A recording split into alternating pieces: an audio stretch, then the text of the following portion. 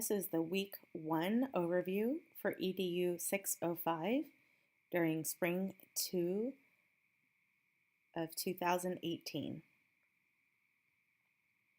This week, our topic of action research needs a little bit of modification. If you have not already had your IRB application submitted, making revisions to your IRB application and submitting them to me should be your number one task. The IRB application will take 1 to 2 weeks for approval, and getting that done is the first priority. If you've already submitted your IRB application and you're waiting for approval, be sure that you proceed with only some of the tasks this week.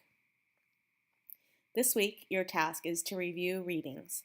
You're going to review chapters 3 through 7 of the Hendricks text, and you need to review the Capstone Handbook.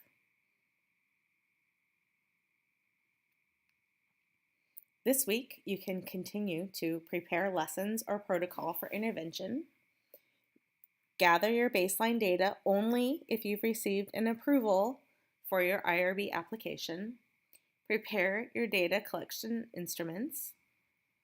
Develop participant identifiers to maintain anonymity. And be sure that you submit your weekly reflections on your progress. We'll talk about that more in just a moment. When you receive your IRB approval, you need to upload and submit it here. If you receive it by Sunday of week 1, then go ahead and upload it for this week. If not, come back to this submission and submit it when you receive it.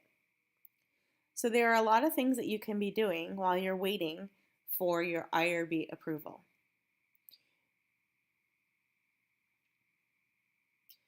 This week we start with the reflection journal and check-in. Your weekly check-in is required for attendance tracking and effective advisement of your capstone. I'm going to go back to the announcement section where I've posted 2 announcements.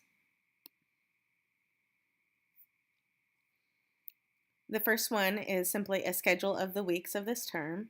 I want to bring your attention to the fact that we have a week in between week 4 and week 5, which is spring break. Also, I've shared a reflection journal template. You can follow the link to access this template. Then follow the directions listed here. Choose File, then make a copy, give it a title, and share it with your research group members and me. You do need to individually copy and paste your own entries into the discussion board each week for attendance and participation credit.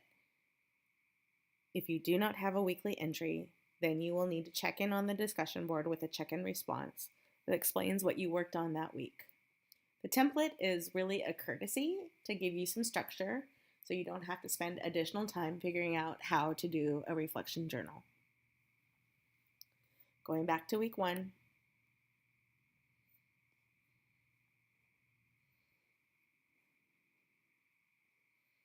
We do not have a scheduled live virtual session this week. However, I am available to meet with you and your research members at a time that we agree upon to check in with any questions that you might have. Again, your first priority, if you have not already done so, is to revise your IRB application and send it to me.